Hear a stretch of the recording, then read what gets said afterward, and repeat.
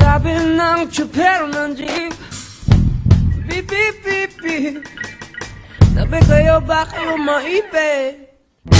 Sabay na kayo, kahit ang nagtago, ang buhay na tsupero, di ka ang biro.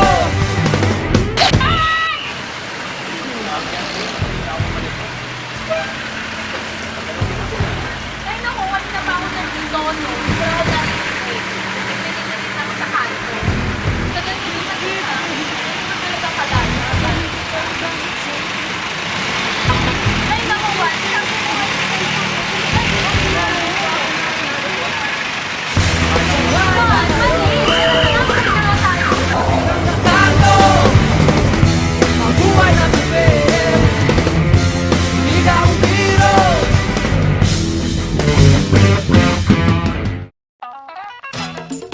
Yeah. Yo. Ibig ko lang sabihin, ito lang naman. Oy Juan mali, oy Juan mali. Sa mga sabi-sabi, wag maniwala dyan. Oy Juan mali, oy Juan mali. 10, 9, 8, 7, 6, 5, 4, 3, 2, 1 mali. 10, 9, 8, 7, 6, 5, 4, 3, 2, 1 mali. Kain, dami-dami. Tapos ang tiyan laki-laki. Yummy, grabe subo ni mami. Kaya walang mapapala pag di ka magpakumbaba. Ganyan lang ang buhay, minsan sa taas, minsan sa baba. Ibig ko lang sabihin, ito lang naman. Oy Juan mali, oy Juan mali. Sa mga sabi-sabi, wag maniwala dyan. Oy Juan mali, oy Juan mali. 10, 9, 8, 7, 6, 5, 4, 3, 2, 1 mali. 10, 9, 8, 7, 6, 5, 4, 3, 2, 1 mali. Now you know. Yo.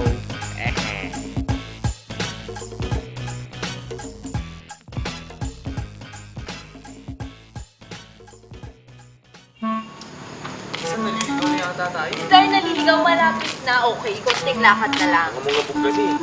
Wala lang, lalabas ko lang yung lucky charm ko. Ano na naman yan, lakad charm? Wala lang. Deden!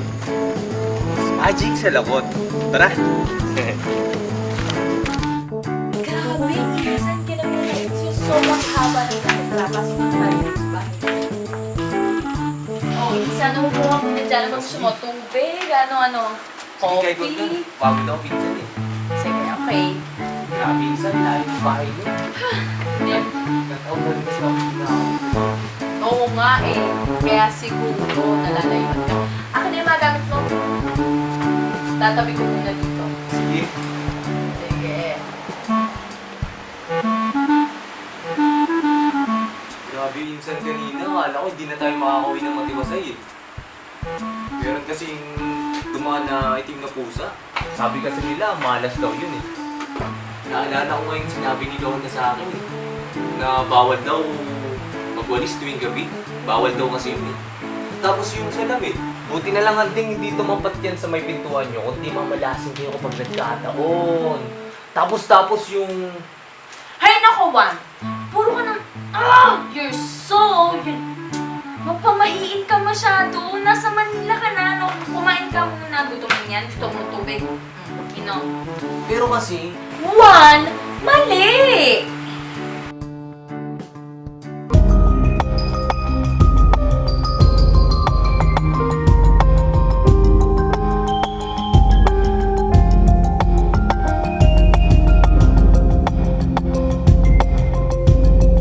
Ang superstitious belief o yung pamahiin ay isang paniniwala o pagkuturo na hindi siya nakabatay sa scientifico o logical na, na paraan.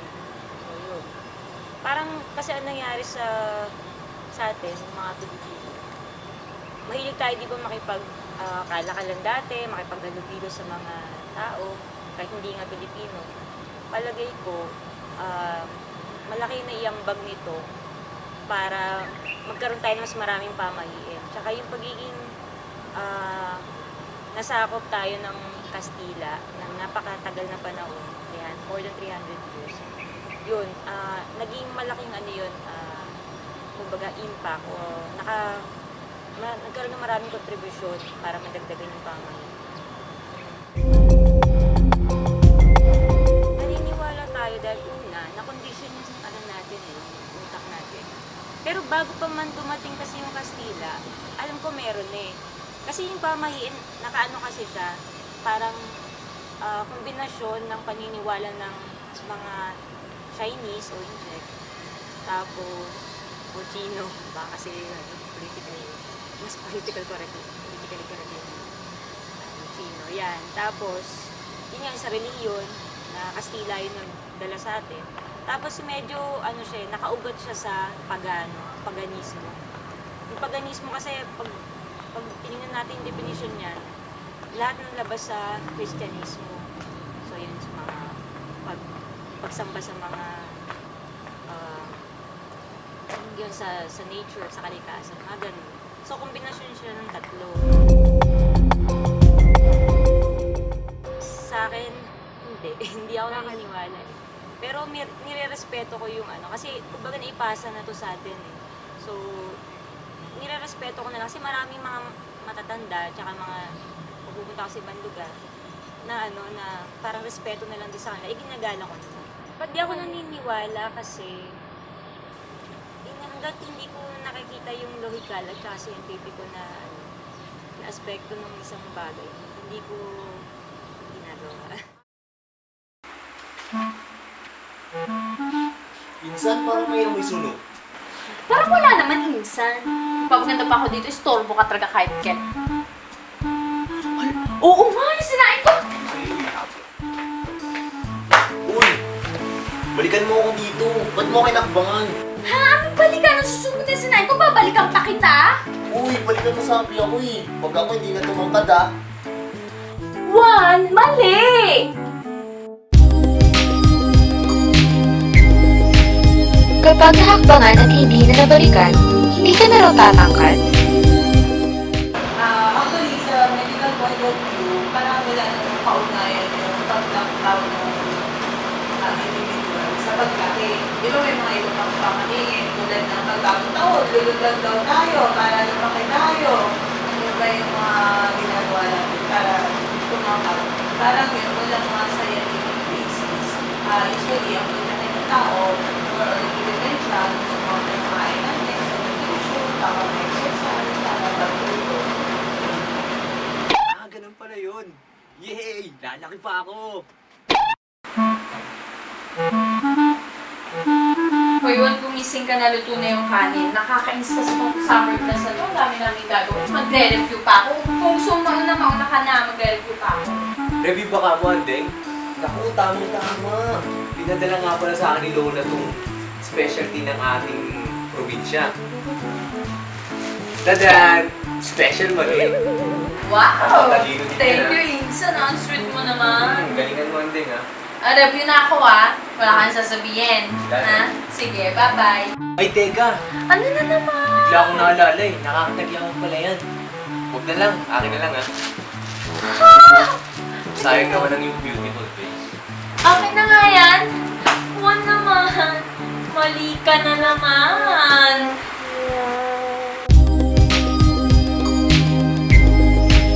Mani, nakakapagpatalino ngunit nakakatagyawan. Ito medyo double. Maraming need, maraming may oo at hindi. Actually, yan eh, inaral nila yan kasi ako mismo nagtatako ako sa buwit. So, nung bata, marami akong nilawan. So, may mga scientifico na naniniwala na kasi ang maliit laman na baby or on proteins. No? Pero syempre, hindi lang naman protein yun, paano mo ba siya niluto? Iba karaniwan na luto natin, may ilaga o minsan adobo. Pag adobo, mamantika yun. So, usually, yung mga oily foods, yun yung nagkakos ng mantika. Pero yung mismong mani, may mga sabi sila na ito ay walang diretsong epekto sa pagkakaroon ng tigyawan. Although may mga nagsasabi din na pag may tigyawan ka na, pwede maanggabi siya. So, yun na, sa pagpapadalino, sabi nila, no? Pero yun na, sabi ko ang mani kasi hindi, ang laman yung protein. No?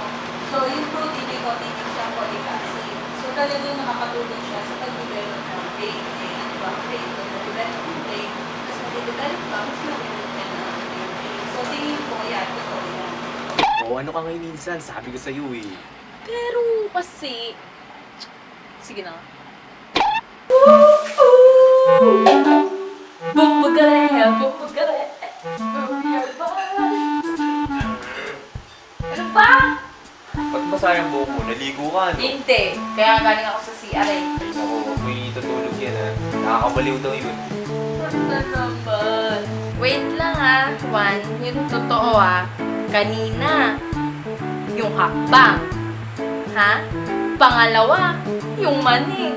Pangatlo, pati pa naman pagligo kung may sasabihin ka, Juan. Grabe rinting-rinting na ako sa'yo, Juan. Pero... Juan! Mali!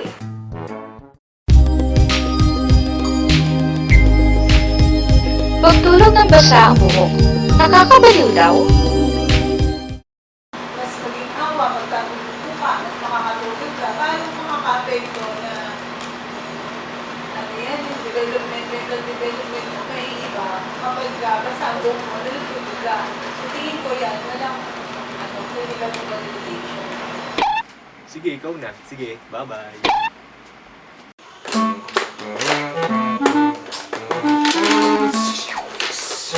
Wow, pinsan, meron pa lang ganitong gadget ha. Hoy, Juan, bilisan mo dyan. Natulog ka na dahil i-tour pa kita bukas. Isa Ewan mo. mo pala, no? Teka lang.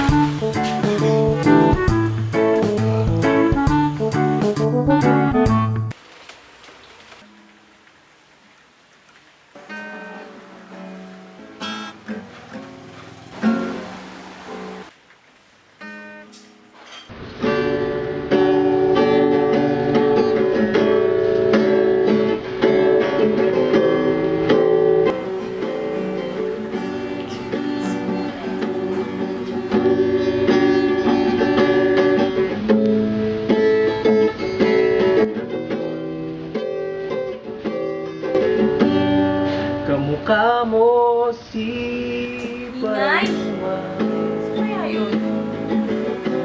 Nung tayo ay bata Saan ba yun? Ang galing-galing mo kaya Mabugi man o Clap! Pinsan! Ako na lang. Galing mo pala kumanta. Nye, ako hindi naman. Pero sa katunayan, marami na rin ako naisulat ata. Talaga? Wow, Insan! So proud of you. Just, wow, grabe, ang galing mo talaga. Tara, i-upload na natin yung mga ano mo. Yung mga nakapos mo talaga. Upload. Walang alam sa ganyan. Saka, paano sisikat? Ay, naku, Juan. Yan ka na naman eh. Sa nga technology ngayon, wala nang imposible. Lalo na may internet. Ay, nako, pati pagsikat mo, posible na. Kaya halika na nga kasi i-upload na natin yan. talaga? Oo, nga, ang kulit naman ni Juan. Tara na! Audio Jungle.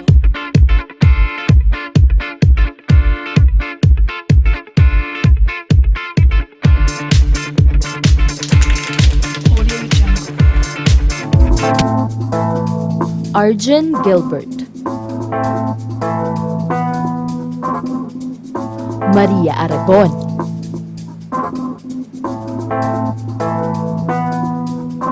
Arnel Pineda.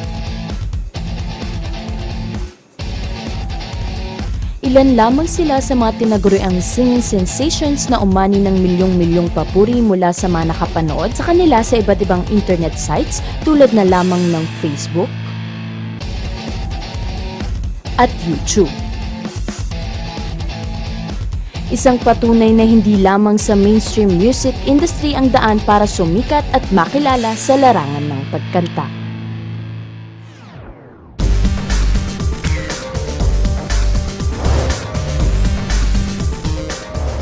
Nagiging way yung internet sa pagsikat ng isang tao in terms of music sa pamamagitan ng uso na kasi ngayon, di ba, yung streaming, okay? Yung streaming, yung video sharing, kaya na example. Yung pinakasikat syempre yung YouTube. Tapos Meron ding mga social sites na nakafocus sa audio materials, like halimbawa yung SoundCloud, okay? Tapos marami pa actually yan. So, sumisikat ang isang tao sa pamamagitan ng internet kasi readily available yung mga ganitong klaseng sharing sites na may ensure siguro nila na maraming mag-view or magiging interesado sa kung ano yung ina-upload nila.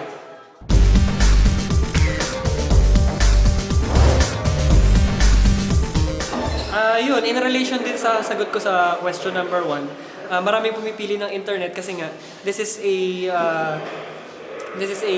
kumbaga parang channel, this is a form of media na accessible. Okay? Number 1, madaling makapag-share through the internet. Number 2, madaling makapag-search sa internet. Yung halimbawa ng mga nagko-cover ng songs tas ina-upload nila sa YouTube, kadalasan 'di ba sila yung mas sumisikat, sila yung mga unti-unting nakikilala, yung mga gumagawa ng covers. Ginagawa nila yun para madaling mas maipakalat sa mundo yung ginagawa nila. Through also sa pamamagitan rin ng social media, like halimbawa yung Facebook and Twitter. Kapag nag-upload ka kasi sa YouTube, pwede mong ilagay yung link dun sa Facebook, sa Twitter, so kung saan mang social networking site. Madaling na i-broadcast, kaya yun ang pinipili. At saka internet, ang babayaran mo lang is yung internet fee. Kaya hindi mo kailangan mamroblema sa manager, sa pag-auditions, yun. Napakadali sa internet. Kaya yun siguro ang pinipili ng mga bagong artist. Kaugnay nga niyan, narito ang ilan sa mga Pinoy singing sensations na nagpatunay na sa panahon ngayon, hindi lamang sa mainstream music industry ka maaaring mapansin at ma-discover.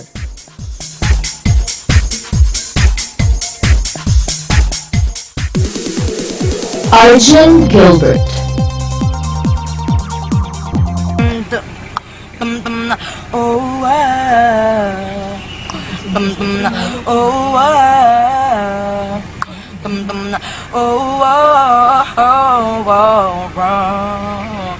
Si Arjun Gilbert ay isang katutubong Aita na sumikat noong 2007. Ito ay sa pamamagitan ng isang video na kinuhanan ng isang YouTuber na may username na Riansky.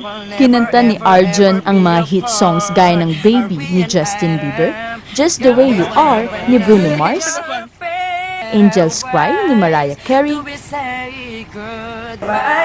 Dance with My Father ni Luther Vandross at iba pa.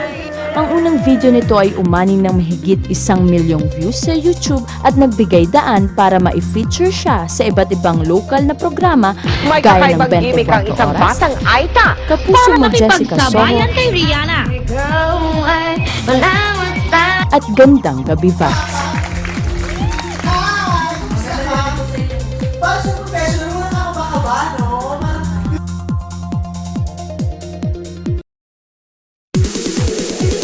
Arnel Pineda. Isang YouTuber at fan ni Arnel Pineda ang nagbigay daan sa tinatamo nitong kasikatan ngayon. Masugid ang pag-upload ng nasabing fan ng mga videos ng bandang The Zoo kung saan kabilang nga si Arnel na kadalasan ay rock classics ang tinutugtog. Sa una ay hindi masyadong nakatawag pansin ang mga videos na ito.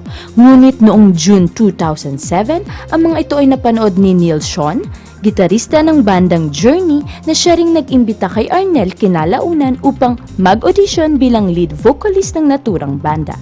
Simula noon, itinanghal na si Arnel bilang bagong vocalist ng bandang Journey at naimbitahan pa sa iba't ibang international shows gaya na lamang ng The Ellen DeGeneres Show, The Early Show at Oprah.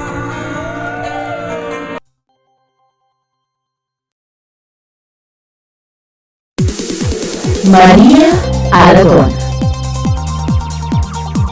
Taong 2006 naman nang gumawa ang 12 taong gulang na si Maria Aragon ng kanyang sariling YouTube account. Bagamat noon pa man ay marami na sa kanyang tumatangkilik, ang kanyang kasikatan ay lalo pang napansin matapos niyang kantahin ang isang hit song ni Lady Gaga na may pamagat na Born This Way. Ang naturang video ay napanood mismo ng sikat na singer at agad namang nagpost sa Twitter ng kanyang matinding paghanga sa batang mang-aawit. Sa kasalukuyan, ang nasabing video ay umani na ng mahigit 53 milyong views sa YouTube. Kagaya ni Arnel Pineda, si Maria Aragon ay naimbitahan na rin sa iba't ibang programa sa ibang bansa at naanyayaan pang mag-perform sa harap nila Prince William at Kate Middleton. Sa ngayon ay patuloy pa din ang paganda ng singing career ng bata. Ito ay matapos pumirma sa isang recording contract sa Star Records.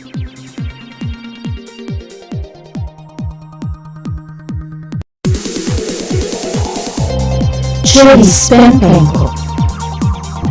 Nagsimula ang stardom ni Charis noong 2005 matapos siyang lumahok sa isang Filipino talent competition na Little Big Star. Noong 2006, nagsimula mag-upload ng mga videos ni Charis ang isa nitong tagahanga na si Dave Duenas gamit ang YouTube account nito na False Voice. Noong 2007 naman, muling sumali si Charis sa Star King, isang talent search na sikat naman sa bansang Korea. Ang performance niya sa naturang show ay napanood sa YouTube ng producers ng The Ellen DeGeneres Show at saka siya inimbitahang pumunta sa nasabing programa. Matapos ang maraming international interviews and performances, nagtuloy-tuloy na ang pagsikat ni Charis lalo na nang ma-interview siya ni Oprah noong 2008. Sa kasalukuyan, kabi-kabila ng albums ang ginawa ni Charis dito at sa abroad. Kahileran na rin niya ang mga malalaking pangalan sa industriya ng musika matapos mag-perform kasama ang ilan sa mga ito kagaya ni na David Foster, Andrea Bocelli at Celine Dion. Matatanda ang lumabas na rin ito sa Glee, isang hit TV show sa Amerika at maging sa international films gaya ng Alvin and the Chipmunks. Bukod dito, may upcoming movie pa ito ngayong taon kasama si Salma Hayek na pinamagatang Here Comes the Boom.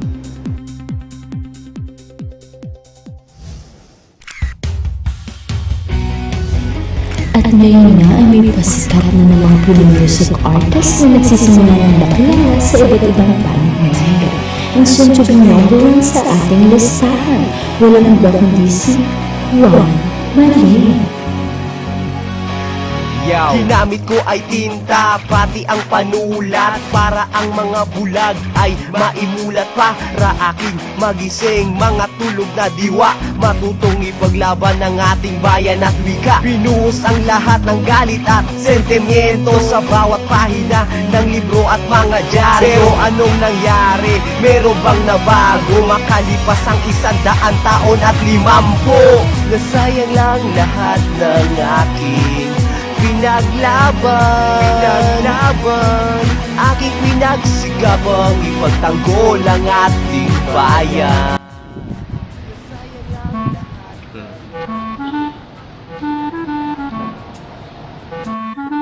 Hoy, Insan, gising! Dad! Di ba ipapasal pa ka dito sa dance, ma? Maligo ka na kaya? Remember, papasal ka dance. Nakatulog lang ba ako? Nasaan na yung mga recording ko? Recording? Eh, kaka-upload ko lang nung una mong kanta, recording agad. Sabi ko, posibleng sumigat ka, pero hinay-hinay, pwede mag-intay, ha? Intay. Pero, Ay naku, pero ka dyan. Maligo ka na, bilisan mo para makalis na tayo.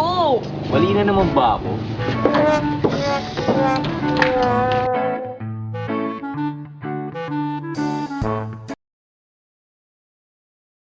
Kasi isa na, alam mo kung saan ka unang pinagtsaga. Doon sa simbahan na yun, natanda mo. Di ba ang ganda na yung maras?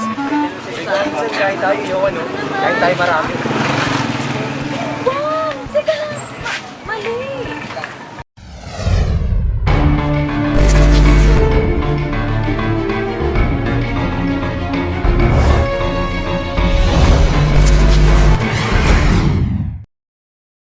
Hindi maitatanging tayong mga Pilipino ay mahilig talagang kumain. Samot-saring lutuin gaya ng mga itinitinda sa mga karinderya at restaurants ang talaga namang tinatangkilik at dinarayo hindi lamang nating mga Pilipino kundi pati maging mga banyaga. Ilan sa mga pagkaing ito ay mga pagkaing tabi-tabi o mas kilala sa tawag na street food. Noong pre-Hispanic period na impluwensyahan tayong mga Pilipino ng ating mga karatig bansa tulad ng Malaysia, Brunei at Indonesia sa paggamit ng iba't ibang mga pampalasa o spices bilang pangunahing sangkap sa pagluluto.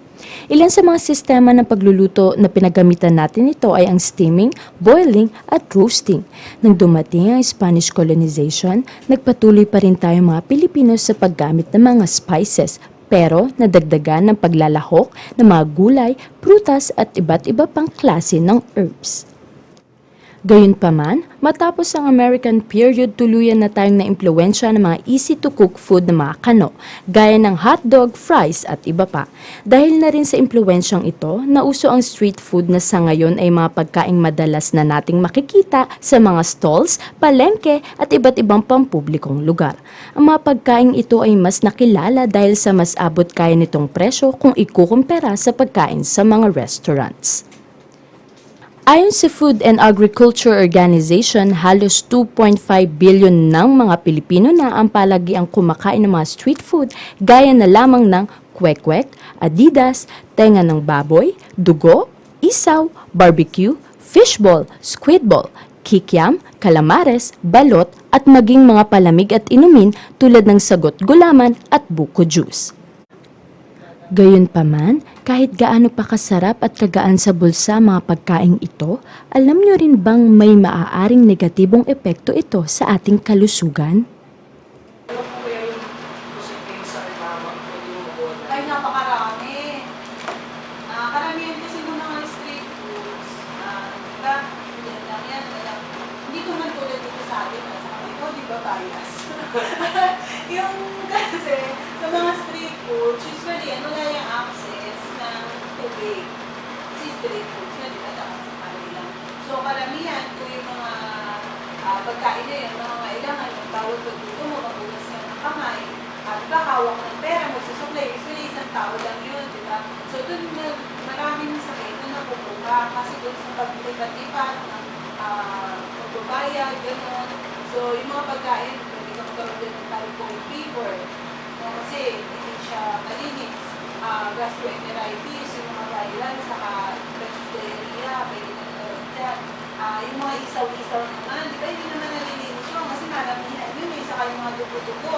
Minsan may halo yun na dumi, pwede ka doon makakuha ng mga typhoid din sa hepatitis A. So, medyo marami na nakukuha sakit sa mga street foods. So, siguro kung kakain kayo sa labas, medyo mag-isip ka ng isa, dalawang beses, tatlong beses para tayo kumain ng street food.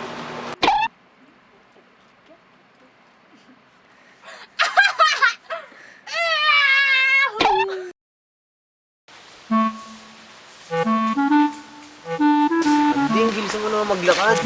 Lalabas na eh.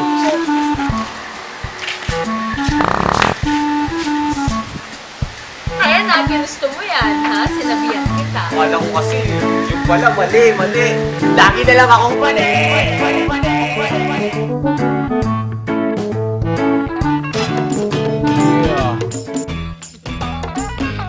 Yo. Ibig ko lang sabihin, ito lang naman. Oy, Juan mali. Sa mga sabi-sabi, wag maniwala dyan. Oy, Juan mali. 10, 9, 8, 7, 6, 5, 4, 3, 2, 1, mali. 10, 9, 8, 7, 6, 5, 4, 3, 2, 1, mali.